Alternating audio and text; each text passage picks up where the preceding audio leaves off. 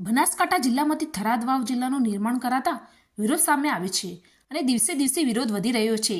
ધાનેરા તાલુકાનો થરાદ જિલ્લામાં સમાવેશ કરાતા છેલ્લા 20 દિવસથી લોકો વિરોધ નોંધાવી રહ્યા છે।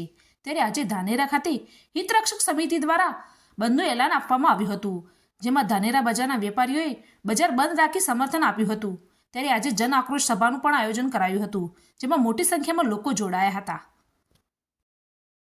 સમગ્ર મીડિયા અને પત્રકારના માધ્યમથી સવારથી માંડીને 10 વાગ્યાથી આપણે જોયું છે, અત્યારે 3 વાગ્યા છે, છતાંય આટલી મોટી સંખ્યાની અંદર અને સ્વયંભૂ પ્રજા સમગ્ર તાલુકો અને નગરની જ્યારે આટલી મોટી સંખ્યામાં વિના ખર્ચે બોલાવી હોય અને આવી હોય એવી આ પહેલી વારની ઘટના બની છે।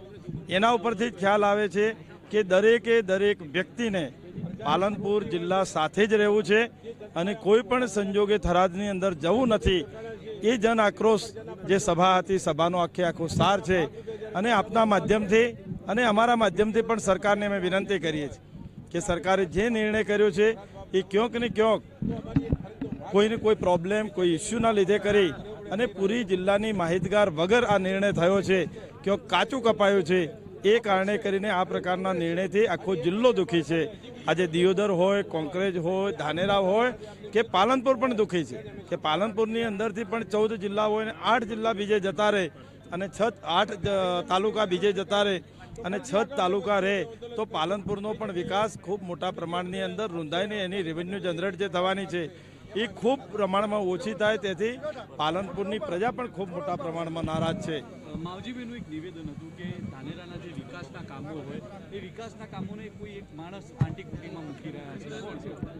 મને વિધાનસભાના ધારાસભ્ય બન્યાને આજે 2 વર્ષ થઈ ગયા છે।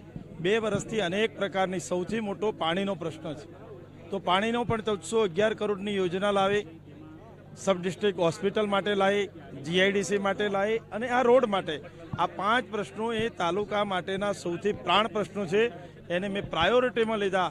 પણ અત્યારે એન કેન પ્રકારે કોઈ કારણોસર કોઈ પણ વિઘ્નકર્તાઓના કારણે કરી અને સરકારી વહીવટી આંટીઘૂંટીના લીધે હજુ સુધી એક પણ કામ આગળ વધી શક્યું નથી।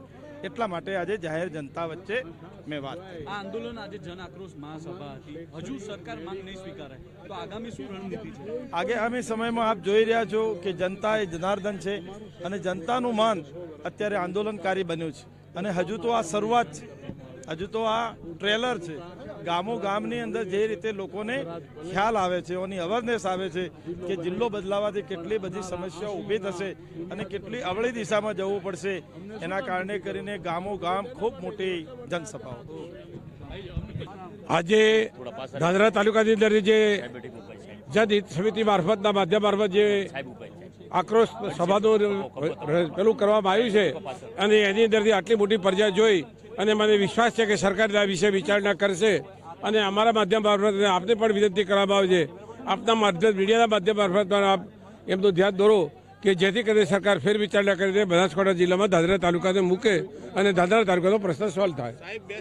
અર્બુદા સેના આજે એવું કહી રહી છે કે અમારે ધાનેરા બનાસકાંઠા નહીં પણ તો અમારે થરાદમાં જવું છે। અર્બુદા સેના તો ઘણી મોટી છે, એ સમાજ ઘણો મોટો છે, એટલે કોઈ 1-2 માણસો કહેવાથી એ વાતનું વિવેચન કરવું અને એને વાત કરવી એ વાતને વખોડી કાઢવું।